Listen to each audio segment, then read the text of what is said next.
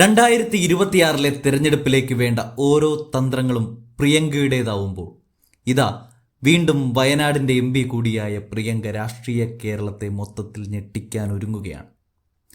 ഇത്തവണ ഇടതുപക്ഷത്ത് നിന്ന് വീർപ്പുമുട്ടുന്ന KM മാണിയുടെ മകൻ ജോസ് കെ മാണി UDFിലേക്ക് എന്ന സൂചനയാണ് പുറത്തുവരുന്നത്. കേരളത്തിൽ വാർ റൂം വരെ തുറന്ന് കേരളത്തിൽ ക്യാമ്പ് ചെയ്ത് പ്രവർത്തനം ആരംഭിച്ചു പോകുന്ന പ്രിയങ്ക ഗാന്ധി കഴിഞ്ഞ ദിവസം ലോക്സഭയിൽ പ്രത്യേകമായ ഒരു നീക്കം നടത്തി. അത് കേരളത്തിലെ കർഷകർക്ക് വേണ്ടിയിട്ടായിരുന്നു. പ്രത്യേകിച്ച് റബ്ബർ കർഷകർക്ക് താങ്ങുവില നൽകുമോ എന്ന ചോദ്യമായിരുന്നു അത്. കോട്ടയത്തെ സംബന്ധിച്ച് റബ്ബർ കൃഷി വ്യാപകമായിരിക്കുമ്പോൾ താങ്ങുവിലയ്ക്ക് വേണ്ടി അവർ മുട്ടാത്ത വാതിലുകളില്ല. മുൻപ് നവകേരള സദസ്സിൽ പിണറായി വിജയന് മുൻപിലും കേരള കോൺഗ്രസ് ഇത് സംബന്ധിച്ച ആവശ്യം ഉന്നയിച്ചപ്പോൾ കളിയാക്കി ആട്ടിയോടിക്കുകയാണ് ഉണ്ടായത്. ഇവിടെ ജോസ് കെ മാണിയുടെ ഒറ്റ ദുർവാശി കാരണം മാത്രമാണ് കേരള കോൺഗ്രസ് ഇടതുപക്ഷത്തേക്ക് പോയത്.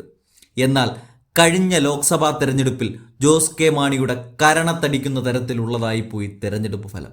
80,000 മുകളിൽ വോട്ടിന് UDF സ്ഥാനാർത്ഥിയോട് അവർ തോറ്റടിയുകയായിരുന്നു.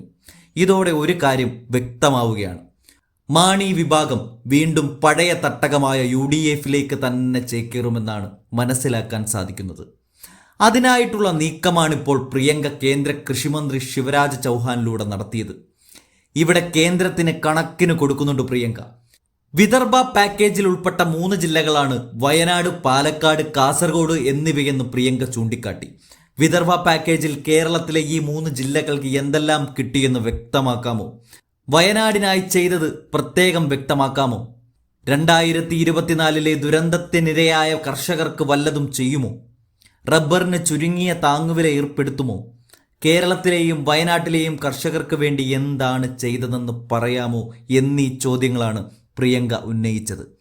പ്രധാനമന്ത്രി കേരളത്തിൽ വന്ന് കർഷകരുടെ പ്രയാസങ്ങൾ നേരിട്ട് കണ്ട സാഹചര്യത്തിലെങ്കിലും വയനാടിന് സഹായം അനുവദിക്കാൻ കേന്ദ്രം തയ്യാറാവുമോ എന്നും പ്രിയങ്ക ചോദിച്ചു.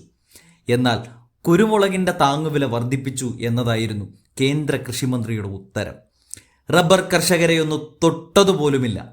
ഇവിടെ ശക്തമായ പ്രതിഷേധം അറിയിക്കുമ്പോഴും പ്രിയങ്കയോടും കോൺഗ്രസിനോടും ഒപ്പം ചേർന്ന് നിൽക്കാൻ മാത്രമേ ജോസ് കെ മാണിക്കാവൂ.